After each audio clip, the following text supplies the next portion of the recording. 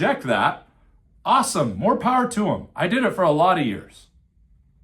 And I don't regret any of those years. Every single one of them were a proximal piece to the puzzle of realizing the joy of having a life that is fully opted into. And not opted into because I believe I've opted in. The moment you do that, you have now recalibrated and you're in a maladaptive space. Like couples I work with. I love reading Sidney Gerard's I Love Her section of his book, The Transparent Self, where he talks about how the moment I get to know her, that construct is immediately out of date. And I watch my idea of her, he's speaking about his partner in life. And as soon as she shows herself to me, I have a concept of her that is out of date and it's shattered. And then it's shattered again and again and again. And that's love, is continuing to flow with that. So there isn't this systemic this or that. It's this ongoing dance of adaptive and maladaptive. And sometimes it gets so obtusely maladaptive that we didn't realize that's what it was, because it was maladaptive based on settings we could never actually be conscious of. But that's also one of the beauties of getting to this level, April, and one of the most destabilizing parts of it is when I've been able to get a client to touch that level, the survival level and the attachment levels. It is so hard to trust that all you had to do was touch it. All you had to do was witness it, be with it, not cognitively, but in the full presence of the proximal association and dance of your body, and it will resolve itself. It has greater wisdom than all the concepts we've ever come up with as human beings on this planet. It is fully present, which means it's fully eternal. That's some pretty powerful wisdom. But then we've got this brain, this cognition that is never present. It's one of its superpowers. It's what allows it to explore so many things. So we're not looking for this and the opposite of this. We're understanding that the left foot and the right foot of this dance is an ongoing, never-ending calibration, recalibration, organization, reorganization of adaptive and maladaptive. And I'm not here to get anyone neurotic about the little things. I'm here pointing out some of the bigger ones so that we can curb those and have more fun playing with the little tweaks. Okay, that makes sense. I was just thinking of like the salt table that's organizing itself and then it's going to chaos and it's organizing as the frequency changes. Mm-hmm. Coming to my mind and you explaining the flow of the maladaptive to the adaptive, but then you get, like, I feel like, but you get more higher functioning, you get more sensory connected, you get more fun in your cognitive exploration. So we would be here forever. I'll just say it as what you're saying so beautifully is you get more. And to a dysregulated nervous system, that's actually terrifying. That's why we love to bring things down to 50-50, which is the mathematical equivalent of fight or flight. It is or isn't. Just tell me what the good thing to do and the bad thing to do. No, that's a right foot and a left foot. I was listening to a recording today of someone talking about like good vibrations, and you put out good vibrations, you get good things. You put out bad. Guess what vibrations don't realize they are? Good or bad. They're just vibrations. We want more vibrations. We want more spectrum. We're not here to have a good life. We're here to have a full life. As I've poetically said before, that if we meet a creator after this life, and I don't say if to cast doubt, I just don't have a part of my physiology at the moment that needs to know if we do. But I love trying on the costume. I love the idea that we do. And I hope that if we do meet a creator after this life, that we ask that question that's on the tip of our tongue of, did I do it right? And I hope we get to look that creator in the eye, if they have eyes, and we get to see the response of a question that is, well, what did you feel? And we get to speak the truth of, I felt everything. And then that creator gets to go, good job. That's what it was all about. So, for whatever that's worth. So these are simple constructs, but that's what makes them so easy to deceive ourselves on. And these are we're talking about tips of the iceberg, but the actual process of getting under them, I couldn't possibly encapsulate on a webinar. So Jason, who I'm pretty sure is still in a foreign country, world traveler, put in the chat, so he might not be able to come off mute and ask, would you say that the 3 strategies correlate to the lower 3 chakras where our blockages live? Root, survival, sacral emotional, solar plexus cognitive, self-concept. I wouldn't, I don't know. These are all different access points to get into the body where these things are. And I think that's something that gets lost on people, is like the chakras are not necessarily things in of themselves, as they are thresholds to being in the body. And I think you can use any of them to get into a place where you can start to create a process, which is an inadequate word, but it's the one that I threw out earlier, so we'll stick with it, of being able to learn the language and the dance of these 3 blocks. So let's talk a little bit about these 3 blocks. And then I want to make sure we've got a little bit of time to kind of talk about kind of our brains love labels and archetypes and different things, and you know, the top 7 things. As much as we roll our eyes at that stuff, our brains are naturally drawn to those kinds of constructs.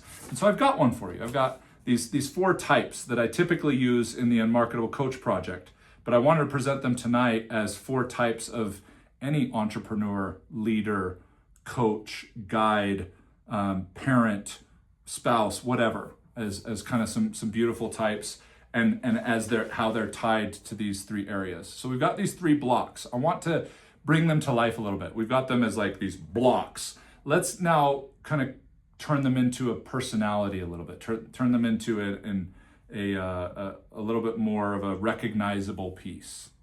So we'll start with the base block. We'll start with the gut block, the gut mind, and this is all about the name of my company, Whole Body Mindset. Mindset is not a singular thing; it is a set of minds. That's what a mindset is, and that mindset is your head mind, your heart mind, and your gut mind.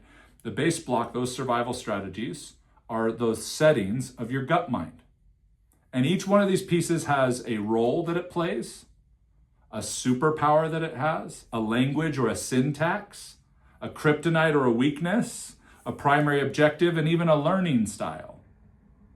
Okay? So I want to go over these briefly. I spend all day workshops walking people through all of these 3s and how to communicate with them differently, how to be able to use your cognition to support that, even though it's not necessarily the thing that actually holds space and witnesses these parts, as much as that is hard to comprehend. But let's talk a little about the role of the gut mind. The role of the gut mind is simply your protector. That's what it is. It's there to protect you, to keep you alive. What a great role to have. I'm so glad I've got a protector. I'm glad I've got the gut mind to keep me safe, which is its primary objective. The primary objective of the protector is to keep you safe. Okay, now, in a dysregulated nervous system where we are primarily living in the survival instinct, but thinking expansively, but you really look at the patterns of your life and they're in the survival, we're living an all or nothing life. And the safe is simply predictable. So your cognitive mind has to go to elaborate extents to convince you that things are changing, even though on a survival level standpoint, things really haven't changed. You're still reacting to similar threats in similar ways, but just trying to dress them up differently. Okay? So we're going to want to learn the language of the gut mind, and so that we can unlock the superpower. The superpower of the gut mind is instinct. Pure, clean, available instinct. Now, it's not that you don't have instinct. That's right now, it's like someone with a tremor on a trigger finger. Like you're firing more bullets than you have every day. We're reacting to things as if they are actually threatening our life when they are not, because of this existential threat we've been able to create from this dysregulated and yet overstimulated civilization that most of us live in today. where we are both dysregulated, which pulls us back into those survival strategies, but we are cognitively advanced and overstimulated, so we have these huge possibilities, but we're still going through all of them with fight or flight and 50-50 breakdowns, which is why your boss emailing you on Friday had you stressed out and high anxiety all weekend before you came back to work on Monday. And they're like, I just want to say congratulations on hitting year 2. And you're like, oh, geez, what, wow. Because we have a proclivity to assume that anything we don't know is bad. And that robs us of the instinct, which only needs to be activated in the moment it is actually needed, when the tiger is actually jumping at you. That's when the instinct is needed. No sooner, no later. But all of us have it kind of on low grade, always ready to go, and it's exhausting. So then we have to create other cognitive strategies to compensate for that. And then we lose even less awareness of our survival strategies and our emotional strategies, our attachment strategies, and our relationships and everything else. Okay? What is the language of the gut mind? What does it actually speak? It doesn't speak words, okay? It doesn't speak explanation, which is the never-ending glass wall that people continue to hit in their personal growth, is they keep being able to explain things differently, which gives you a short-term euphoric high of that aha, that norepinephrine, that, that nice, like, oh my gosh, I've never looked at it that way. Like even when I just did that, mimic that, I got like those tingles on my shoulders, as I'm saying that. Man, we can create this stuff just like that. But I didn't actually go and speak the language of the gut mind, which is patterns. Your gut mind speaks purely in patterns. And it responds far better to the consistency of those patterns than it does to the intensity of those patterns. It's why they can be good wake-up calls, things like really jolting seminars. I won't name them specifically, but like where you're woken up in the middle of the night and yanked out into the woods and have to stay there for hours, or you have to go and say the most embarrassing things about you in front of a group of people who then yell at you and scream at you, but then they love you and hug you afterwards. These psychedelics are a great example. These are things that crack you wide open. And if that was the only way to get to it, so be it. Cool. Getting access is getting access, and that's important. But that's not where patterns are actually developed. Patterns are actually developed gently and consistently. Okay? As much as our instinct has the power of intensity, it is not honed and dialed in with intensity. That's what causes it to be on alert all the time and exhaust us. So learning how to speak the language of patterns is so important. What makes it incredibly difficult? What is the kryptonite or the weakness of speaking that language and unlocking that superpower? Trauma. Period. End of story. Now, I would assume that you're here because you want to hear what I have to say, so I'm going to tell you and it's not mine, it's from what I've learned and studied and what I've practiced with tens of thousands of clients over the last 20 years. Trauma is not what happened to you, it's what happens inside of you. Okay? You are a being made of millions and millions of little atoms, tiny little atoms, the kind of things that Oppenheimer and Einstein started playing with that unlocked what ultimately became the atomic bomb and then some. And like the atomic bomb, if we were to take a few atoms from the tip of your finger and spontaneously release the energy in those, it would level the entire town that you're in. And you're made up of millions of those. Have you ever comprehended that? Have you ever thought about that? Have you ever thought about how hilarious it is that we think putting like 200 milligrams of caffeine is like really where we're going to get our energy for today, when we're made up of millions of atoms that could destroy this planet if all of the energy crammed inside of those atoms were spontaneously released? But guess what? When your human animal is threatened, it feels like its life is on the line, which in the 21st century is almost all the time, at least at a low grade level, which makes the ability for it to respond in instinct when it really counts less effective, kind of like a bow that's always drawn. Okay? What happens is your body releases some of that atomic energy. Why? So it can punch something in the face or run away. And it makes that decision in less than a third of a second. And if it can't make that decision in less than a third of a second, it freezes that energy, hopefully to be able to use it shortly after. That's fight or flight or freeze. Freeze is not the survival response, it's the jamming of the radar and not realizing which direction to go. So freezing the response to see if we could use it later. And then in our existential, we've developed fawning and all kinds of other things that are derivatives of that basic process. okay? And trauma is in its simplest form, okay? And there's a lot more to this. I realize I'm overgeneralizing and oversimplifying for the sake of the time we have tonight. That activation of that atomic energy gets trapped in your body. That's it. For most women, that activation comes from the hips. For most men, it comes from the shoulders. And that's why the joints have such a big part to do with a lot of somatic work and experiencing and release and other things. It's a topic for another night. But we're going to want to understand that trauma isn't the story. It's the activation that got the energy trapped that causes your brain to keep that story on file so that any time that feels in your life feels similar to it, it activates that story, which activates that trapped energy, which then causes an override and a hijack, even if you feel like you're with it. Other people are not experiencing you that way, and you loop in that. Which brings us back to that you are not living the life you want necessarily, you're living the life your strategies need. And there's nothing that a strategy loves more than being used.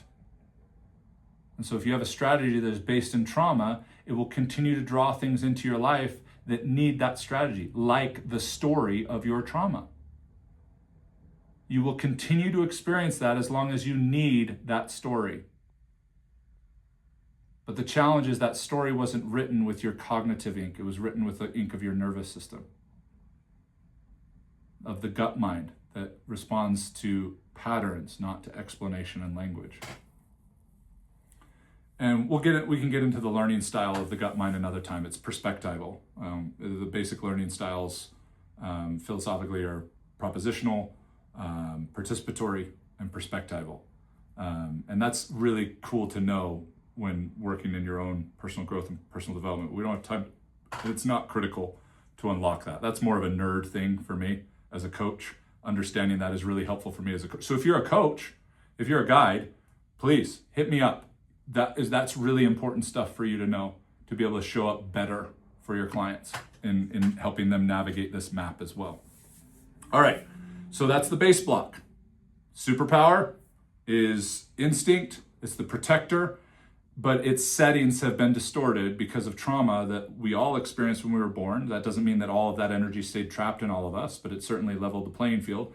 But also, I was just having lunch earlier today with a dear friend who was like, I don't think I have trauma.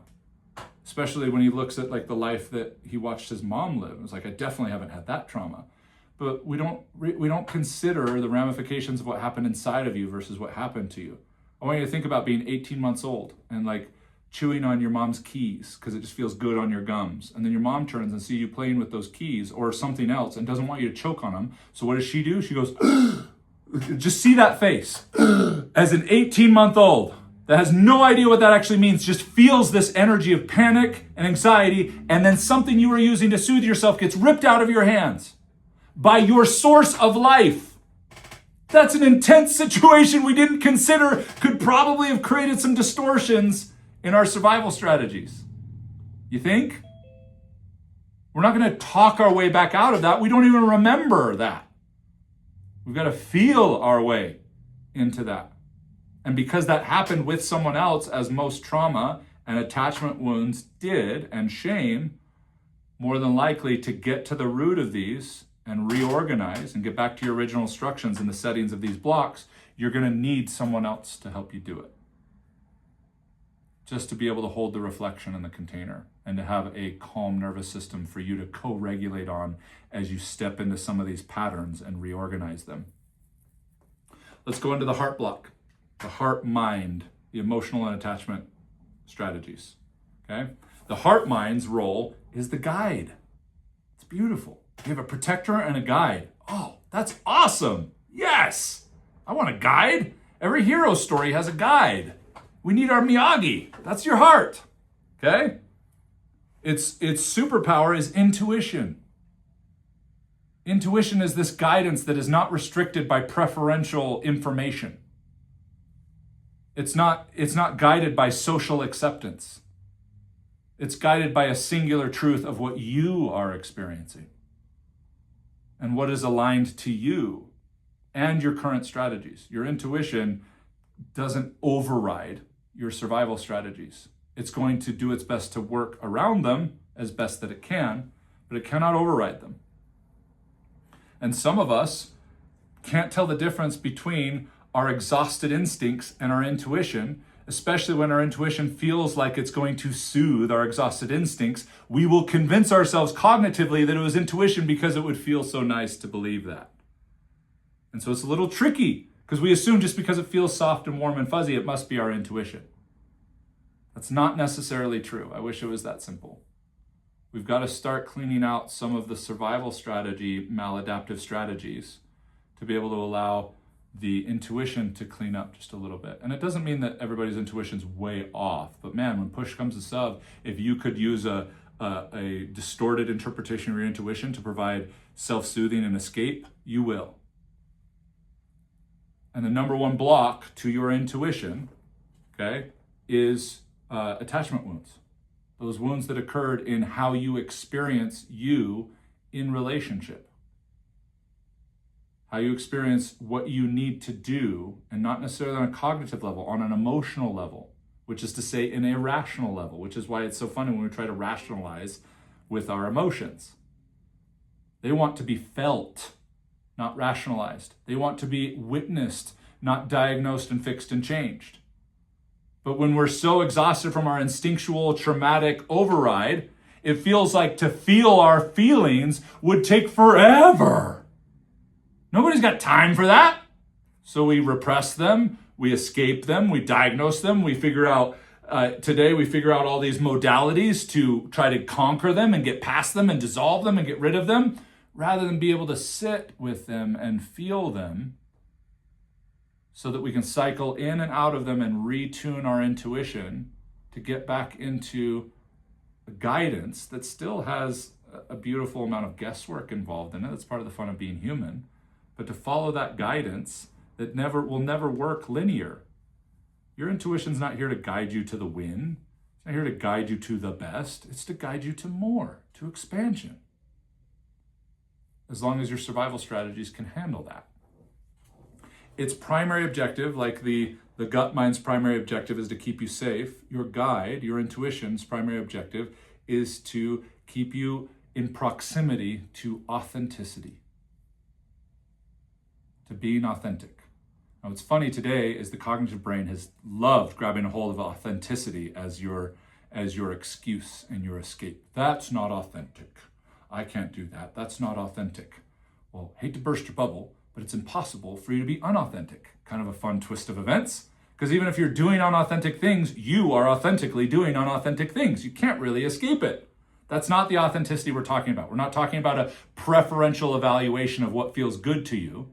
That's what feels good to who you are. But if you're wanting to expand, it's about who you are becoming. And that's tough to land in. It's tough to try and make a decision for the person you want to become as the person you currently are. That's hard. That's scary when you really understand that. And so we want to be able to learn the feelings, how to actually feel our feelings, to reorganize and rehone our intuition, to be able to heal some of our attachment wounds and the distortions of our emotional strategies, so that we can naturally be authentic, not evaluate our authenticity. That's how most people are trying to do it cognitively today. Because that doesn't feel authentic, which is funny because when people say that, they're not talking about an actual feeling. They're talking about a cognitive reaction to a distorted feeling in one of these blocks. Okay? This is way more fun than it might be sounding, I promise. I love this stuff. And what's cool about it, when I get to work with people in this space, it's not like, oh, we got a big, long journey. When you really want this, when you really are willing to be ready to not be ready for this, which kind of seems to be the way that people jump into it, man, you start experiencing things early on. You start dissolving this whole idea of good and bad. And I don't mean in terms of like our agreements as humanity.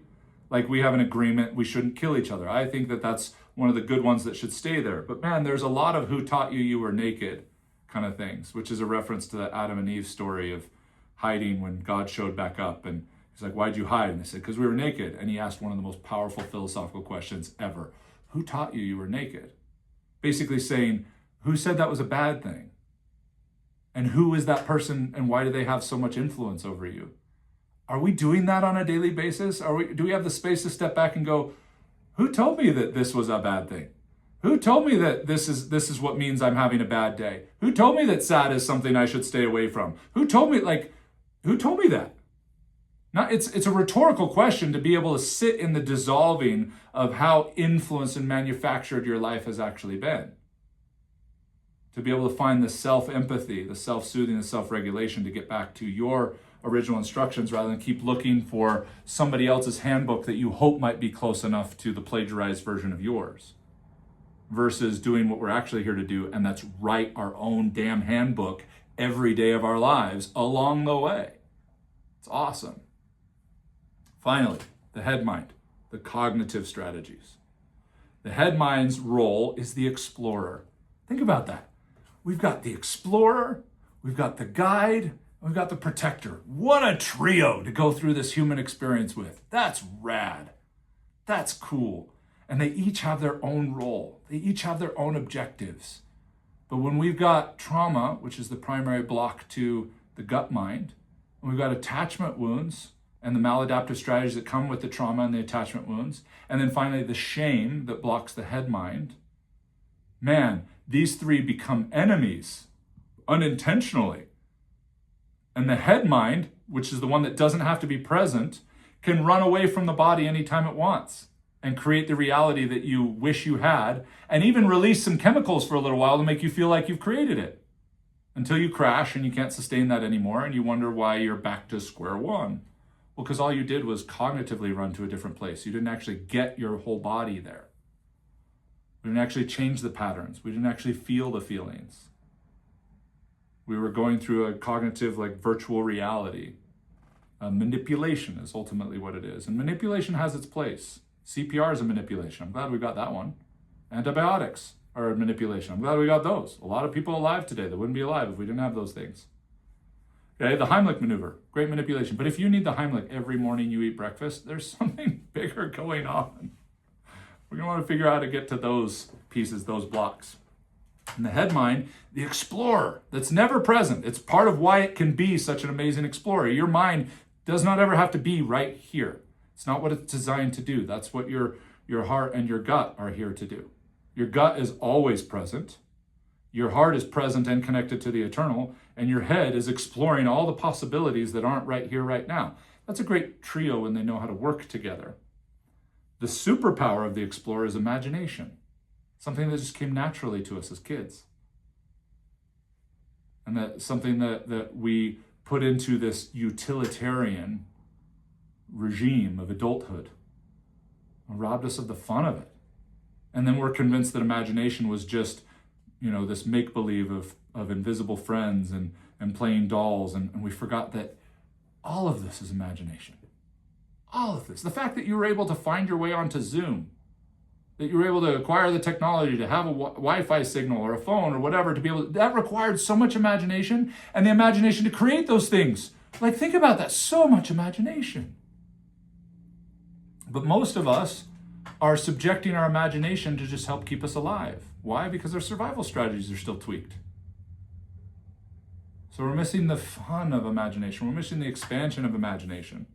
The language of the head mind is words and thoughts. And words are quite amazing, but they came way after some of the communication of the deeper parts of you, which was just noise, which said way more than any words we say today. And yet we give way more weight to the words. We've even become afraid of words.